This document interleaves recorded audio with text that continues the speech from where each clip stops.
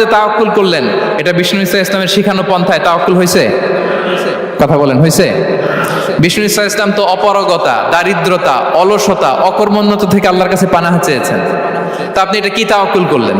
এটা তাওয়াক্কুল হয়নি। তাওয়াক্কুলের একটা সুন্দর পিকচার আমি আপনাদের সামনে এখন উপস্থাপন করব, আপনারা যদি একটু মনোযোগী হন। মনোযোগ আছে তো সবার?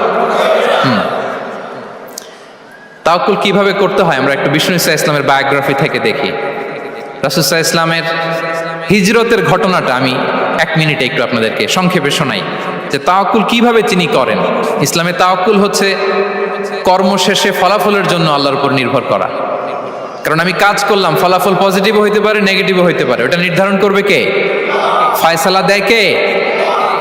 তাহলে আমরা দেখি যে বিষ্ণু ঈসা ইসলাম তিনি কিভাবে তাওয়াক্কুল করেছেন।